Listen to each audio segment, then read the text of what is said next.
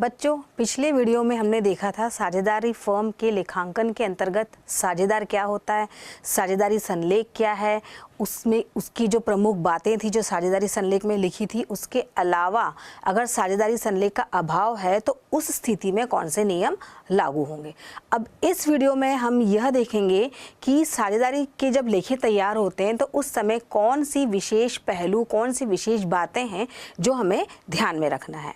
साझेदारी संलेख में यह तो स्पष्ट रूप से नहीं दिया है कि फर्म को अपने हिसाब किताब या अपने लेखे किस प्रकार से तैयार करना है, लेकिन फिर भी साझेदारी संलेख के साझेदारी फर्म के जो लेखे हैं वो ठीक उसी प्रकार से तैयार होते हैं जैसे कि एकांकी व्यापार के तैयार किए जाते हैं। इसमें भी द्विप्रविष्टि प्रणाली के सिद्धांत के अनुसार ही लेखे तैयार किए जाते हैं, किंतु नए साझेदार का प्रवेश, साझेदार की मृत्यु, फर्म का विघटन, अगर विक्रय हो रहा है, व्यवसाय का एकीकरण हो रहा है, तो ये कुछ विशेष बातें हैं जिनको ध्यान में रखते हुए हमें साझेदारी संलेख के खाते तैयार करने पड़ते हैं। प्रमुख पहलू हैं जिसको आज हम इस वीडियो में देखेंगे। तो सबसे पहला है लाभ हानि वितरण एवं लाभ हानि नियोजन खाता, साझेदार के पूंजी खाते बनाने की विधि, पूर्व में भूल की गई का समायोजन, उसके बाद न्यूनतम लाभ की गारंटी, उसके बाद आता है फर्म का पुनर्गठन, फर्म के पुनर्गठन में आए गए नए साझेदार का प्रवेश, लाभ अनुपात में परिवर्तन, संपत्ति व दायित्व का मूल्यांकन, ख्याति का निर्धारण व लेखे, सामान्य संचय व लाभ हानि का लेखा, साझेदार द्वारा अवकाश ग्रहण करना, साझेदार की मृत्यु का लेखा, संयुक्त बीमा पॉलिसी के लेखे, पूंजी का समायोजन। ये सारे आप जो पॉइंट्स हैं ये सारे आते हैं फर्म के पुनर्गठन में। उसके बाद आता है छठवां पॉइंट, फर्म के विघटन की दशा में लेखे। तो फर्म के विघटन की दशा में क्या लेखे होंगे वो भी हम इसी साझेदार संलेख में साझेदारी के जो चैप्टर्स हैं उसमें पढ़ेंगे। फर्म का एकीकरण की दशा में लेखे, अगर एकीकरण हो रही थी उस दशा में क्या लेखे होंगे। साझेदारी फर्म को संयुक्त पूंजी कंपनी के संबंध में लेखे। ये सारे हैं विशेष पहलू। तो इस वीडियो में हम जो पढ़ने वाले हैं, इस विशेष पहलू में जो हम पढ़ने वाले हैं वो सबसे पहला वाला चरण वो है लाभ हानि नियोजन खाता के बारे में। तो लाभ हानि नियोजन खाता वह खाता है जिसमें कि साझेदार को जो अंतिम रूप से जो राशि प्रदान की जाती है या जो राशि ज्ञात की जाती है, जो उसके लाभ हानि खाते में, जो उसके पूंजी खाते में हस्तांतरित की जाती है, उसको हम ज्ञात करते हैं। लाभ हानि नियोजन खाता में जो भी हम लाभ हानि की राशि ज्ञात करेंगे वो उसके लाभ के अनुपात में पूंजी खाते में हस्तांतरित की जाएगी, या फिर अगर कोई भी लाभ का अनुपात नहीं दिया है तो सामान्य अनुपात में सारे साझेदारों को उनके पूंजी खाते में हस्तांतरित की जाएगी।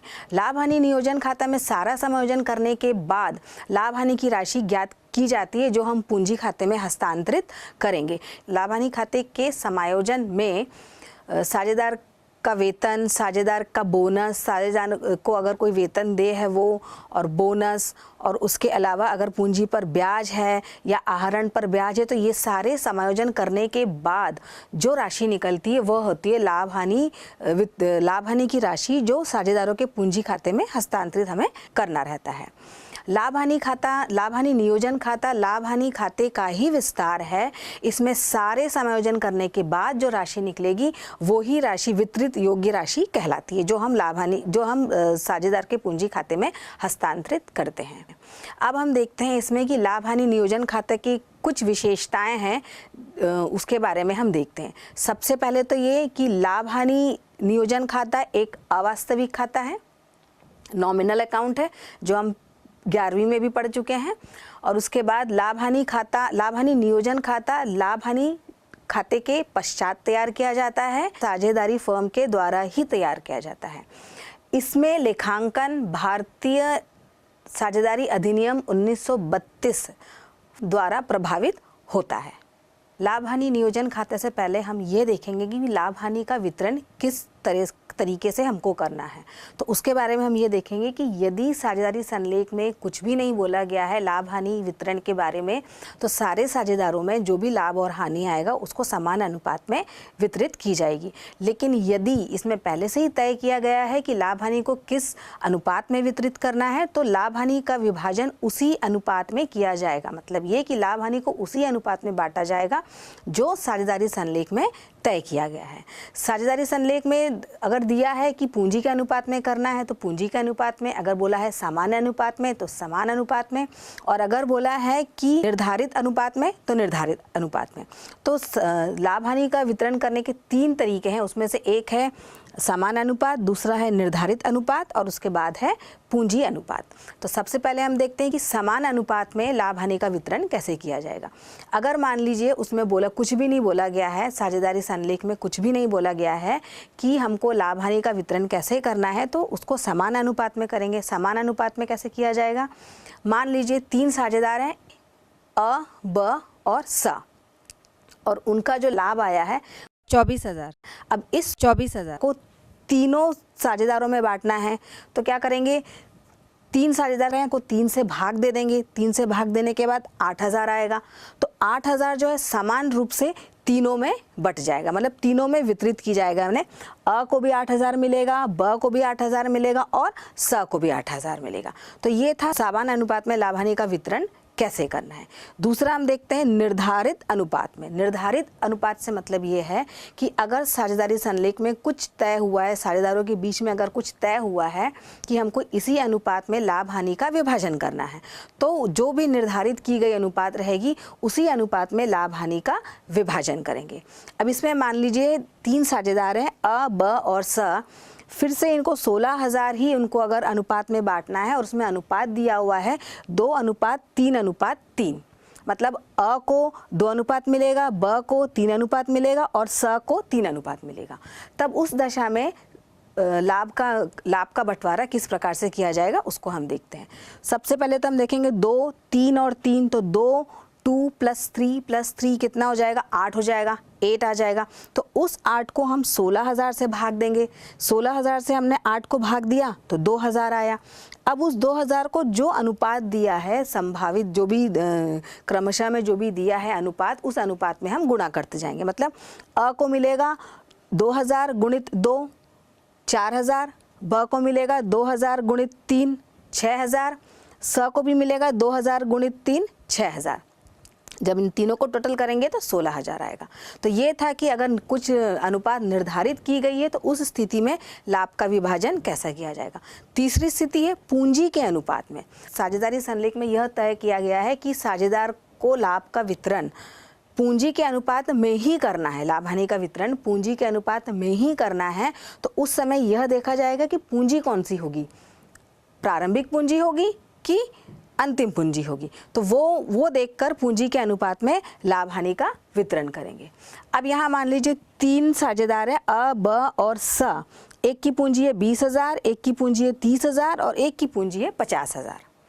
अब यहाँ पे तीनों की पूंजी 20, 30 और 50, तो इनका अनुपात क्या हो जाएगा, 2:3:5। फिर से 16,000 ही है जो उनका लाभ जिसको वितरित करना है। तो उस 16,000 को क्या करेंगे, 2 + 3 + 5 कितना हो जाएगा, 10। तो 16,000 को भाग देंगे 10 से। तो 16,000 को जब 10 से भाग दिया तो 1,600 आया। अब 1,600 को तीनों के अनुपात में गुणा कर देंगे। अ का है 1,600 × 2, ब का है 1,600 × 3 और स का होगा 1,600 × 5। मतलब अ को मिलेगा 3,200, ब को मिलेगा 4,800 और स को मिलेगा 8,000। जब इन तीनों को अपन जोड़ेंगे तो 16,000 आएगा। तो इस प्रकार से लाभ हानि का वितरण करना है। अभी अपन ने देखा था कि लाभ हानि वितरण कैसे करना है, 3 अनुपात बताया गया था। अब अपन देखते हैं कि लाभ हानि नियोजन खाता कैसे बनाना है। सबसे पहले ऊपर लिखेंगे अपन लाभ हानि नियोजन खाता। जो भी वर्ष समाप्त हो रहा है उसके लिए अपन बनाएंगे। अगर 31 दिसंबर दिया है तो 31 दिसंबर समाप्त होने वाले वर्ष के लिए, और अगर 31 मार्च होगा तो 31 मार्च लिखेंगे। उसके बाद विकलन और समाकलन 2 पक्ष रहेंगे, विवरण राशि। ये रहेगा विकलन का पक्ष और वो रहेगा आपका समाकलन का पक्ष। सबसे पहले हम लिखेंगे शेष लाया गया। अगर लाभ हानि खाते से अगर लाभ को हस्तांतरित कर रहे हैं, यहाँ पर लाभ का जो शेष है उसको अगर हम हस्तांतरित कर रहे हैं तो यहाँ पे आ जाएगा शेष लाया गया लाभ। उसके बाद अगर हानि है तो हम हानि को यहाँ पे लिखेंगे, मतलब ये कि शेष लाया गया हानि। अगर हानि है लाभ हानि में, लाभ हानि खाते से, तो वो यहाँ पर लाया जाएगा। उसके बाद आहरण पर ब्याज, अगर आहरण पर ब्याज प्रतिशत में दिया है तो हम आहरण पर ब्याज प्रतिशत जितना भी दिया है उतना निकालेंगे, और अगर पहले से ही निकाल कर दिया गया है तो हम आहरण पर ब्याज यहाँ पे लिख देंगे। अ ब से मतलब ये है कि साझेदार, अ ब स जितने भी साझेदार होंगे उतना अपन यहाँ पे लिखते जाएंगे। उसके बाद यहाँ पर आएगा पूंजी पर ब्याज। पूंजी पर ब्याज, पूंजी पर ब्याज भी निकाल के किया जाएगा। इससे पहले वाले वीडियो में अपन ने पूंजी पर ब्याज कैसे करना है वो देख चुके हैं। तो यहाँ पर पूंजी पर ब्याज निकालेंगे, और अ ब जो लिखा है वो साझेदार के लिए ही लिखा गया है। उसके बाद वेतन व कमीशन, अगर साझेदारी संलेख में वेतन देने का प्रावधान है तो वेतन दिया जाएगा। वो प्रति माह में भी दिया जा सकता है और प्रति वर्ष में भी दिया जाता है। अगर प्रति माह में दिया होगा तो अगर 400 रुपये मान लो बोल रहा है कि ब को वेतन देना है 400 रुपये प्रति माह से, तो हम वर्ष का निकाल लेंगे, 400 गुणित 12 करेंगे तो पूरा की पूरा वर्ष का निकल जाएगा। और कमीशन, कमीशन के बारे में भी अगर दिया होगा तो कमीशन भी हम निकाल लेंगे उसी प्रकार से। वेतन और कमीशन के बाद आता है ऋण पर ब्याज। अगर ऋण पर कोई ब्याज है, अगर ऋण लिया है उस पर अगर कोई ब्याज देना है, जितना भी प्रतिशत प्रावधान में दिया होगा वो, और अगर साझेदारी संलेख में नहीं दिया है तो उस केस में 6% का ऋण पर ब्याज दिया जाता है। तो ऋण पर ब्याज निकालकर ये वाला जो मद है उसमें डाल देंगे ऋण पर ब्याज। उसके बाद यहाँ पर है अन्य खर्चे, फर्म के अन्य खर्चे। फर्म के अन्य खर्चे मतलब छोटे मोटे अगर कोई खर्चे हैं जो फर्म कर रही है तो वो सारे की सारे इस हेड में डाल देंगे।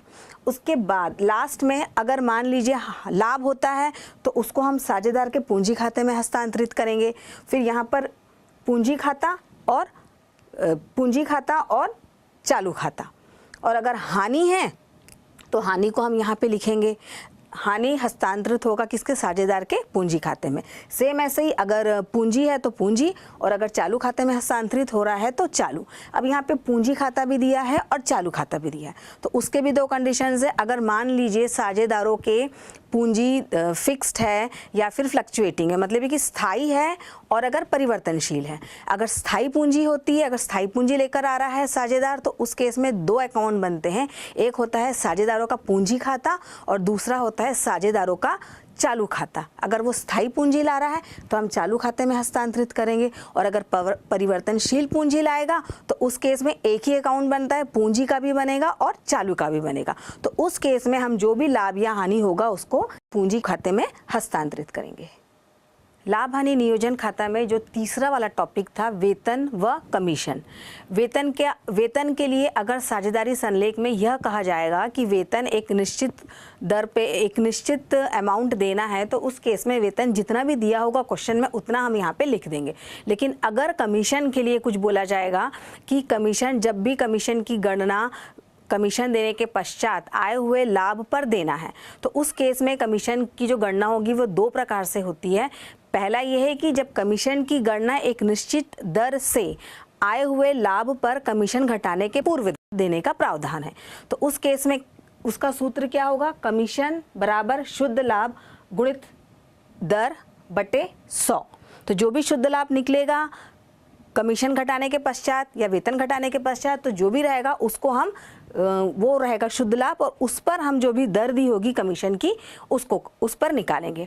एक छोटा सा उदाहरण लेते हैं। उसमें मान लीजिए कि ए और बी, अ और ब साझेदार हैं जो जिनकी पूंजी, अ की पूंजी 1 लाख है और ब की पूंजी 80,000 है, और उसी पर उनको कमीशन देना है 5%, उसी पर उनको पूंजी पर ब्याज देना है 5%, और वेतन मिलता है अ को 12,000 प्रतिवर्ष के रूप में। और उसमें यह बोला जा रहा है कि वर्ष समाप्त होने से पहले, वर्ष समाप्त होने के समय जो शुद्ध लाभ था वो कमीशन व वेतन घटाने के पश्चात जो है उस पर कमीशन दिया जाएगा स को 5% की दर से। तो उस केस में कमीशन की गणना कैसे करेंगे अपन, शुद्ध लाभ 1,60,000 क्वेश्चन में जैसे दिया हुआ है, समाप्त होने के बाद जो भी है 1,60,000, तो शुद्ध लाभ अपन यहाँ पे लिखेंगे 1,60,000। उसमें से हम पूंजी पर ब्याज अ का है 1 लाख, उस पर 5% 5,000, और ब का है 80,000, उस पर 5% निकालेंगे तो 4,000 निकलेगा। उसके बाद दिया है कि अ को मिलेगा वेतन जो है 12,000, तो 12,000 5,000 और 4,000 टोटल होगा 21,000। तो 1,60,000 में से हम 21,000 को घटाएंगे। जब हम 21,000 को घटाते हैं तो उसमें आएगा 1,39,000। अब ये जो शुद्ध लाभ है 1,39,000, उस पे निकलेगा कमीशन जो कि ब को मिलना है। तो उसमें हम सूत्र में रखेंगे शुद्ध लाभ, अभी कमीशन का हमने सूत्र देखा था, शुद्ध लाभ गुणित दर बटे 100। तो यहाँ पे शुद्ध लाभ कितना हो जाएगा 1,39,000 गुणित 5/100। जब इसको हम गुणा भाग करते हैं, गुणा करके जब भाग देंगे 100 से तो उसमें आ जाएगा 6,950। तो ये होगी कमीशन की गणना। ये पहले कंडीशन में था जो कमीशन घटाने के पूर्व देना था। अब दूसरा वाला कंडीशन हम देखते हैं कि जब कमीशन की गणना कमीशन एक निश्चित प्रतिशत की दर से कमीशन घटाने के पश्चात या बाद में आए हुए लाभ पर देने को कहा गया हो। उस केस में कमीशन का जो सूत्र है वो ऐसा हो जाएगा, कमीशन बराबर शुद्ध लाभ गुणित दर बटे 100 प्लस दर। जो भी कमीशन की दर वहाँ दी होगी उसको हम 100 में जोड़ देंगे। इसमें भी हम एक छोटा सा एग्जाम्पल लेते हैं, एक छोटा सा उदाहरण लेते हैं। मान लीजिए 3 साझेदार हैं, इसमें अ, ब और स। अ की पूंजी है 15,000, ब की पूंजी है 10,000 और स की पूंजी है 7,500। इस पर उनको पूंजी ब्याज देना है 5%। पूंजी पर ब्याज, इनकी जो पूंजी है उस पर ब्याज लगेगा 5%। उसके बाद ब और स को दिया जाएगा वेतन 3,000 और 2,000। पूंजी पर ब्याज देने के अथवा वेतन देने से जो भी शुद्ध लाभ है इस फर्म का वो है 15,425, जिस पर 5% की दर से स को कमीशन देने का प्रावधान है। तो उस केस में हम यहाँ पर जो बनाएंगे सवाल वो इस प्रकार से रहेगा, कमीशन की गणना, शुद्ध लाभ यहाँ पे दिया है 15,425 जो दिया हुआ है कि उसके पूर्व और बाद। उसके बाद हम निकालेंगे पूंजी पर ब्याज। अ की पूंजी है 15,000 जिस पर 5% लगेगा तो वो हो जाएगा 750 रुपये। ब की पूंजी है 10,000 जिस पर हम 5% से लगाएंगे तो वो हो जाएगा 500। और स की पूंजी है 7,500 जिस पर 5% की दर से अगर हम ब्याज लगाते हैं तो वो हो जाएगा 375। जब इन तीनों को जोड़ेंगे तो हो जाएगा 1,625, 1,625। फिर जब इस 1,625 को हम घटाएंगे 15,425 से तो आएगा 13,800। ये है शुद्ध लाभ जिस पर निकलेगा पूंजी पर ब्याज 13,800 पे। अब यहाँ पे कमीशन का सूत्र फिर से एक बार देखते हैं अपन, शुद्ध लाभ गुणित दर बटे 100 प्लस दर। तो शुद्ध लाभ यहाँ पे निकला है 13,800, तो 13,800 गुणित 5 बटे 105, 100 और 5 को जोड़ेंगे तो 105 आएगा।